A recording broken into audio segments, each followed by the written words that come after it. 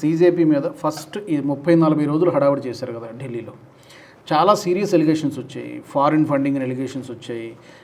తర్వాత ఇప్పుడు మెటా సంస్థను బేస్ చేసుకుని చాలా పోస్టులు, ఫేక్ అకౌంట్లు, బాట్ అకౌంట్లు వచ్చి కావాలనే ఈ కంటెంట్ని మరింత ప్రమోట్ చేసి దాన్ని ఒప్పుకున్నారు వాళ్ళు కూడా. సారీ చెప్పారు, బూస్ట్ చేశారు. That's paid promotion. ఇది ఒకటి ఎస్టాబ్లిష్ అయింది. ఈ 3-4 రోజులు అంటే 20వ తారీఖు తర్వాత 22-25 ఆ మధ్య ఆ డేట్స్లో 2800 మంది నేర చరిత్ర కలిగినటువంటి వాళ్ళు అక్కడికి వచ్చారు, పాల్గొన్నారు దాంట్లో. తర్వాత పంజాబ్లో ఒక 9 మంది అరెస్ట్ అయ్యారు. అది కాన్స్పిరసీ, ఐఎస్ఐ వాళ్ళు కూడా ప్లాన్ ఏంటంటే ఇక్కడ ఈ గుంపులో దూరి ఏదో పెట్రోల్ బాంబులు విసరాలి, సంథింగ్ అక్కడ ఏదో గందరగోళం సృష్టించాలి చేశారు. సో ఈ ప్లాట్ఫామ్ అనేది ఇంతమందికి ఈ విధంగా రకరకాలుగా ఉపయోగపడింది. వీళ్ళకి దీనికి లింకులు ఉన్నాయా అనే సంగతి ఎస్టాబ్లిష్ చేయడానికి ఎందుకు ప్రభుత్వం, అంటే ఆ ప్రాసెస్ జరుగుతుందా లేకపోతే ప్రభుత్వం అయినా ఆచితూచి అడుగేస్తుంది, వీళ్ళు స్టూడెంట్స్ కాబట్టి మళ్ళీ వీళ్ళకి ఏమైనా పాజిటివ్ అవుద్దేమో అని ఆలోచిస్తుందా? బట్ తప్పు చేస్తే అది ఫారెన్ ఫండింగ్ ఉంది అనుకోండి, బయట పెట్టాలి కదా, ఎందుకు బయట పెట్టట్లేదు? డెఫినెట్లీ మీరు ఏవైతే ప్రశ్నలు అడిగారు 3 చెప్పాను. ఏ కోణాల్లో చెప్పారు, ఫండ్స్ ఎక్కడి నుంచి వచ్చాయి, టెర్రరిస్ట్ యాక్టివిటీసు ఇన్వాల్వ్మెంటు, దాంట్లో నేర చరిత్ర ఉన్న వాళ్ళు, పోలీస్ వాళ్ళ మీద దాడి, ప్రభుత్వ ఆస్తులు ధ్వంసం చేసిన వాళ్ళు అందరి మీద చర్యలు లేకుండా ఏం లేవు, అన్ని చర్యలు జరుగుతున్నాయి. అసలు వాళ్ళు బయట తిరుగుతున్నారు కదా. ఎవరైతే పర్పట్రేటర్స్ ఉన్నారో, ఎవరైతే కాన్స్పిరేటర్స్ ఉన్నారో, ఎవరైతే లాజిస్టికల్ సపోర్ట్ ఇచ్చారో, ఎవరైతే ఫైనాన్షియల్ హెల్ప్ చేశారో, ఎవరైతే స్విగ్గీలు జొమాటోల ద్వారా మిడిల్ ఈస్ట్ నుంచి దేశంలో వివిధ ముంబై, హైదరాబాద్ నుంచి వాళ్ళకు వేల కొద్దీ జొమాటో, స్విగ్గీ ఆర్డర్లు పంపించారో వాళ్ళ లింక్స్, తర్వాత ఏ సోషల్ మీడియా ప్లాట్ఫామ్ ఓపెన్ చేసినా, మీరు ట్విట్టర్ ఓపెన్ చేయండి, ఇన్స్టా ఓపెన్ చేయండి, మీరు ఫేస్బుక్ ఓపెన్ చేయండి, యూట్యూబ్ ఓపెన్ చేయండి, మీకు ఫస్ట్ సీజేపీ ప్రొటెస్టే కనిపించే విధంగా అట్లా అల్గారిథంని యూజ్ చేసుకొని సీజేపీ ప్రొటెస్ట్కు హ్యాష్ట్యాగ్స్కి బూస్ట్ చేయడానికి ఒక పర్టికులర్ ఒక ప్లాట్ఫామ్ని క్రియేట్ చేసి దాదాపు 2 లక్షల fake accounts, bot accounts create చేసి దాన్ని బూస్ట్ చేసినటువంటి ఏదైతే కాన్స్పిరసీ ఉందో, ఇవన్నీ కాన్స్పిరసీ మీద కేంద్రం, ఇంటెలిజెన్స్ వర్గాలు, ఢిల్లీ పోలీసు పూర్తిగా క్షుణ్ణంగా మెటిక్యులస్గా ఇన్వెస్టిగేట్ చేస్తుంది. Everything will come out. దీంట్లో వచ్చినటువంటి ప్రాథమిక రిపోర్ట్స్ ప్రకారం, అంటే సోషల్ మీడియాలో అవైలబుల్ ఉన్న రిపోర్ట్ ప్రకారం దీనికి ఫారెన్ ఫండింగ్ ట్రేసెస్ ఉన్నాయి.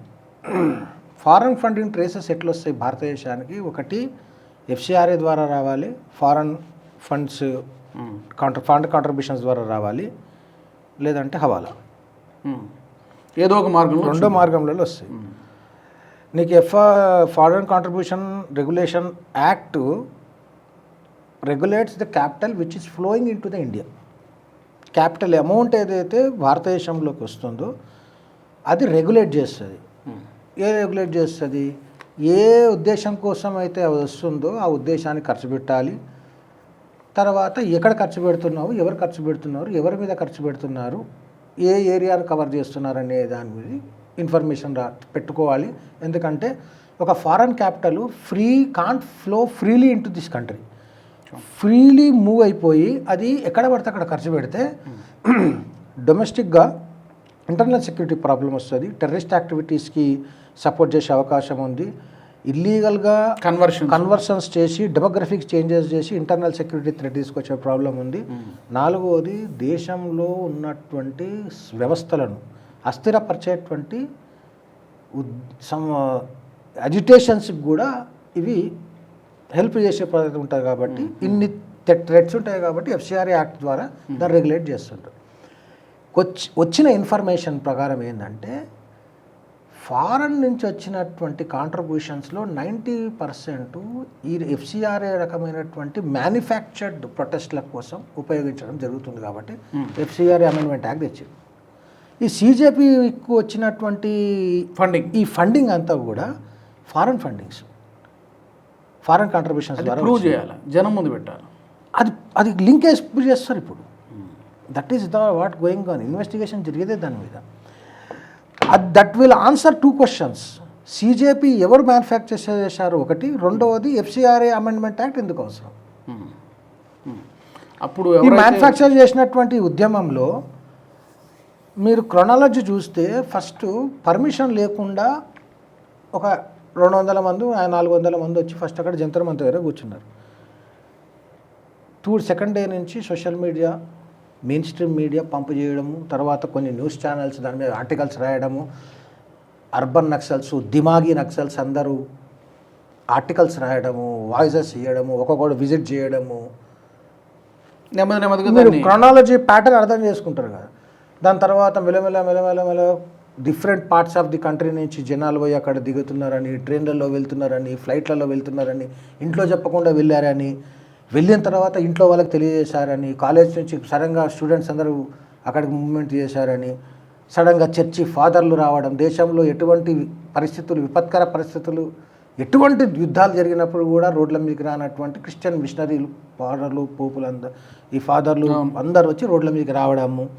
తర్వాత మీకు అంతరించిపోతున్నటువంటి ఈ నక్సల్ వాదాన్ని మళ్ళీ ఒకసారి ఊపిరిగే ప్రయత్నం చేద్దామని చచ్చిపోయినటువంటి నలిగిపోయిన చీరలు కట్టుకున్న తెల్లజుట్టు ఆంటీలు బ్యాగ్ వేసుకుంటారు కదా, సైడ్కి బ్యాగ్ వేసుకొని పంజాయిని పెన్లు పెట్టుకొని తిరుగుతుంటారు కదా కొంతమంది, జుబ్బాలు వేసుకొని, అంకుళ్ళు, తాతలు, అమ్మమ్మ. యాంటీ నేషనల్స్ అనకూడదు, వాళ్ళు దిమాగి నక్సల్స్ కాబట్టి వాళ్ళకు దిమాగి నక్సల్స్ ఎట్లుంటారు అని అంటే నలిగిపోయిన చీరలు కట్టుకొని జుట్టుకు రండి వేసుకోకుండా ఉంటారు. అంకుల్స్, తాతలు ఎట్లుంటారు అంటే నలిగిపోయిన జుబ్బా వేసుకుంటారు, దానికి ఒక బ్యాగ్ వేసుకొని పంజాబీ పెన్ను కూడా పెట్టుకుంటారు అనమాట. వీళ్ళందరూ కలిసి అక్కడ పోయి సానుభూతి జరపడము, మెల్లగా పొలిటికల్ పార్టీస్ వెళ్ళడము, అది ఒక పెద్ద అంతర్గత సమస్య, దేశం మొత్తం దాన్ని చేసేసి మ్యానుఫ్యాక్చర్. అసలు నీటు పేపర్ లీక్ అయ్యి ఉన్న వాళ్ళందరూ మళ్ళీ నీట్ ఎగ్జామ్కి అపీర్ అయ్యి పాస్ అయిపోయి సంబరాలు చేసుకుంటున్నారు. వీళ్ళు సీజేపీ ప్రొటెస్ట్ పేరు మీద ప్రధానమంత్రి అఫీషియల్ రెసిడెన్స్ని గెరావ్ చేస్తారు, అక్కడ ఉన్నటువంటి సెక్యూరిటీ గార్డ్స్ మీద దాడులు చేస్తారు, భారత్ తేరే తుకడా వంగే ఇన్షాల్లా అంటారు, ఉమర్ ఖలీద్ రిలీజ్ కావాలంటారు, కాశ్మీర్ ఆజాద్ హోగి అంటారు, సంబంధం లేని విషయాలు అనమాట. అల్లాకా నామ్ హీ రాయేగా అంటారు, రాముని మీద తిడతారు. ఇది మ్యానుఫ్యాక్చర్డ్ ప్రొటెస్ట్ చేసినటువంటి. దీనికి మొత్తం ఫారెన్ ఫండింగ్ వచ్చిన ట్రేసెస్, ఎవరు లాజిస్టికల్ సపోర్ట్ చేశారు, ఎవరెవరు ఎట్లా కాంటాక్ట్ చేశారు, ఎవరిని పూలింగ్ చేశారు, ఈ సోషల్ మీడియాలో ఏ రకంగా జరిగిందనేది మెటా వాళ్ళ మీద ఆల్రెడీ ఇన్వెస్టిగేషన్ జరుగుతున్నది.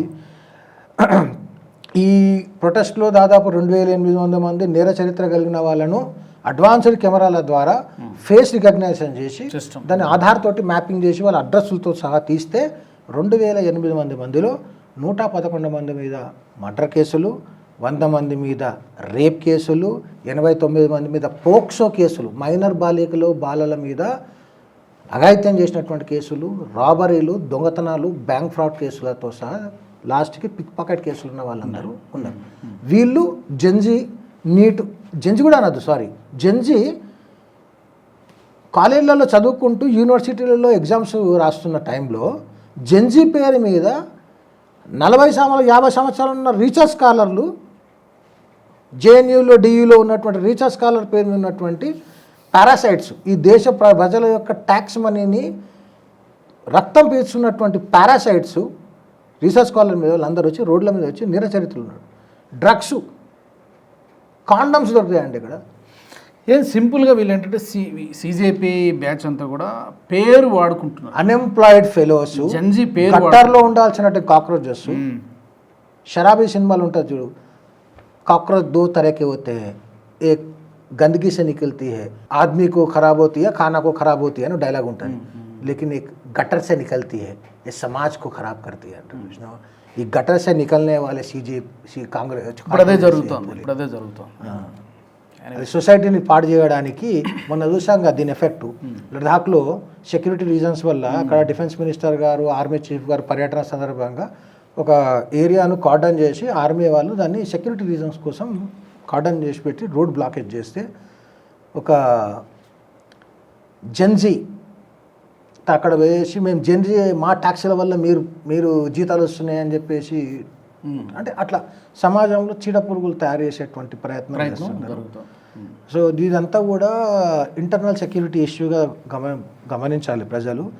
This Gen Z is a manufactured protest, manufactured out of the illegal foreign contributions.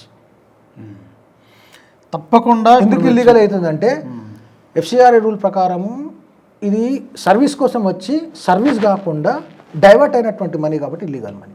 ఆ ఇల్లీగల్ మనీ కాంట్రిబ్యూషన్స్ నుంచి మ్యానుఫ్యాక్చర్ అయినటువంటి ప్రొటెస్ట్ సిజేపీ ప్రొటెస్ట్. ఈ వీడియో మీకు నచ్చినట్టయితే లైక్ చేయండి, 10 మందికి షేర్ చేయండి. అలాగే కామెంట్ల రూపంలో మీ అభిప్రాయాలను మాతో పంచుకోండి. Nationalist hub group of channels ను సబ్స్క్రైబ్ చేసుకుని తెలుగునాట జాతీయవాద జర్నలిజాన్ని ప్రోత్సహించండి. ఈ వీడియో కింద ఉన్న బెల్ ఐకాన్ పై క్లిక్ చేయడం మర్చిపోవద్దు.